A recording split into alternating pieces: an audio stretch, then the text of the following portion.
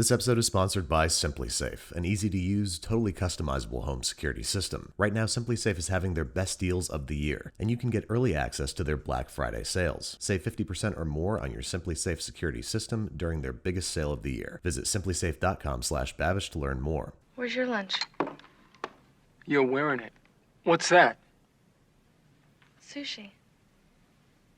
Sushi?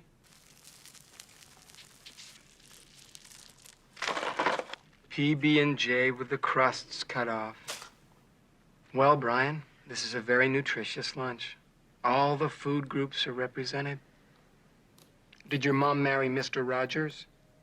Hey, what's up, guys? Welcome back to Binging with Babish, where this week we're taking a look at the lunches from The Breakfast Club, maybe the most famous of which is Ali Sheedy's Pixie Stick and Captain Crunch sandwich, which, upon closer examination, I don't think was Pixie Sticks at all, but just plain sugar, but more on that later. First, we have to do something I've never done before, that is, make sushi. First, I'm cooking some very thoroughly rinsed sushi rice, per manufacturer's instructions, in a rice cooker. In my case, that's 1 cup of rice to 1.5 cups of water inserted in said rice cooker, hit the cooking button, and let it do its thing until it says it's done. Then we're dumping the rice into a hangiri, or in my case, just a rimmed baking sheet with parchment paper, and seasoning with 2 teaspoons of seasoned rice vinegar. Now, there's a specific method for cutting and flipping the rice to cool it off, one that I do not know, so I think that makes me just about as qualified as the typical sushi chef in 1985 Chicago. Now, once we've found the appropriate fan here, that's not going to be it, Andy. We're going to use it to quickly fan the rice so it cools to skin temperature. Once we're done fanning, we're covering this with a moist, clean kitchen towel so it stays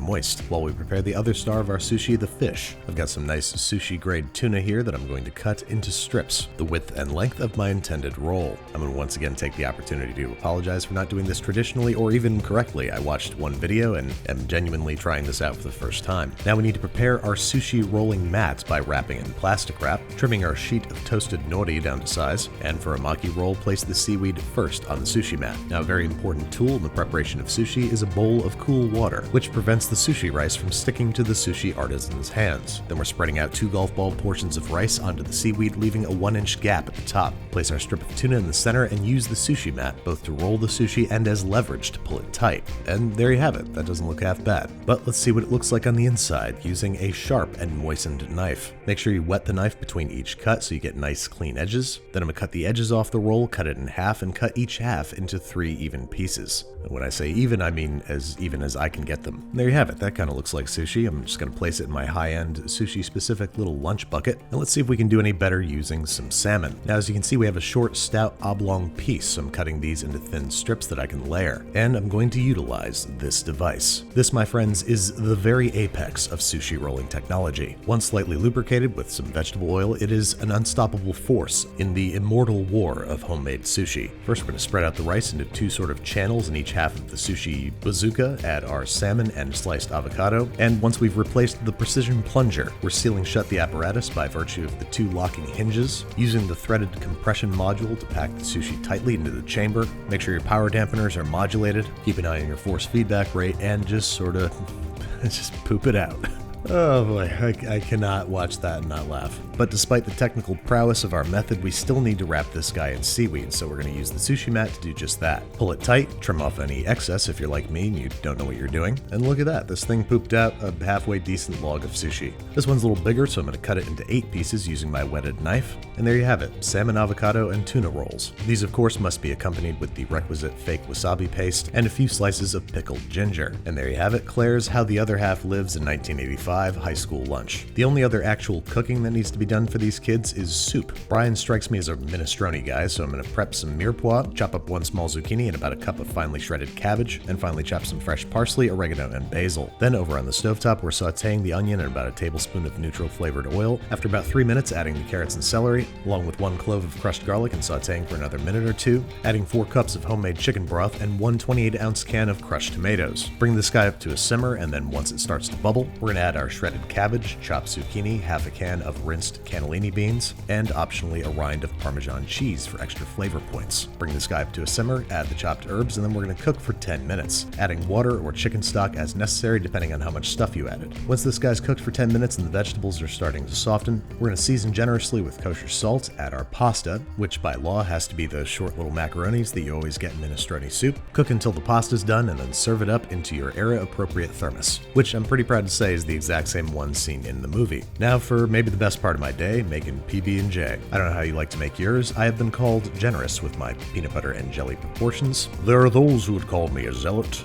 I prefer to be called a giver. There's your Ben Kingsley impression from Iron Man 3 that nobody was asking for, and of course this PB&J is served with the crust cut off, which means plenty of snacks for the chef, and a near guarantee that you're gonna get bullied in high school. Brian's parents strike me as a diagonal cut family. Let's take a look at that cross section. Perfect. Pack this guy into an era-appropriate baggie, and we're off to the races. Now we're on to the lunch of Jock Andrew, and this requires a little bit more protein. A proud stack of what looked like to me 3 turkey sandwiches. I'm gonna top these with an elegant drizzle of mayo and a much less elegant drizzle of mustard. Maybe let's just spread all that together with a knife, Andy. Nobody needs to see your gross incompetence. And then we're topping this up with yellow American singles. And what looked to me like a little bit of iceberg or romaine lettuce. Gotta get a little fiber in there. Top everybody up, put them in plastic bags, and shove them in a grocery bag along with a full bag of chips, banana, full bag of cookies, and a 6-pack of Coke. Now there's one more sandwich in question here belonging to my very first love, Allison, which confoundingly is 1 slice of wheat bread, 1 slice of white bread, a generous smear of butter, and a single slice of mortadella, which is removed, discarded, and replaced with Pixie Sticks and Cap'n Crunch. Now, most people think it was Pixie Sticks. I don't think it was. I think it was just plain sugar,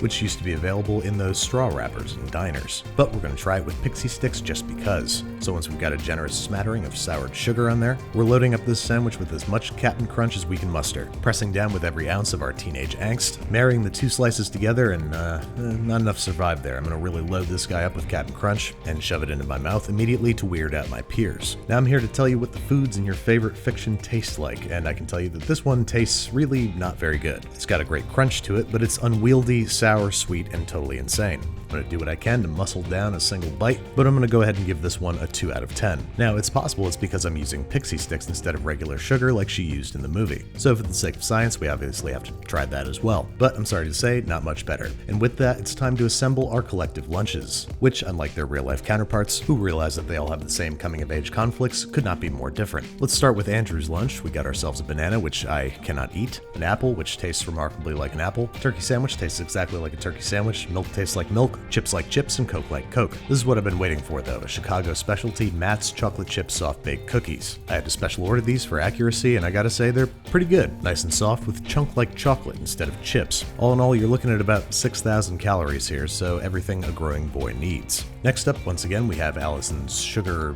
cereal sandwich.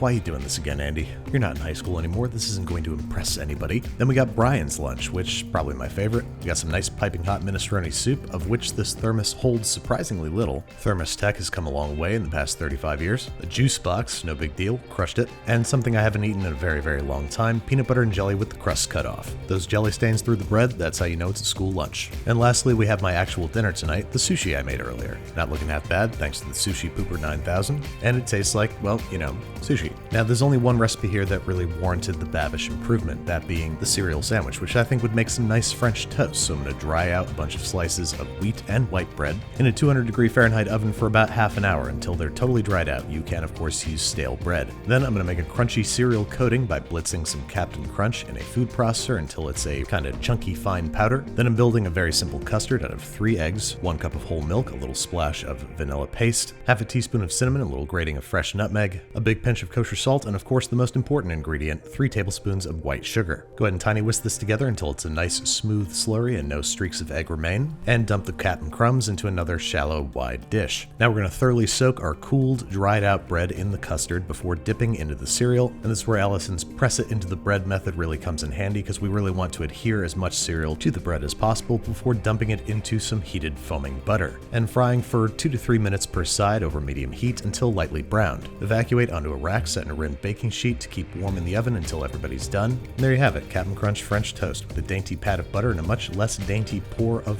maple syrup. Let's prepare ourselves a nice stacked bite here and see how it tastes. And I gotta say, pretty good. Most of all, it just adds crunch. So definitely an improvement on the original, but then again, so is anything. Thanks again to SimpliSafe for sponsoring this episode. SimpliSafe is an award-winning home security system that's so easy to set up. I mean, seriously, I got it set up in less than an hour. Everything from the base station to the wireless outdoor security camera. I also love how easy it is to use the SimpliSafe app. Right now, you can save 50% or more on your SimpliSafe security system during their Black Friday sale. Visit simplisafe.com/Babish to learn more. The link is in the video description.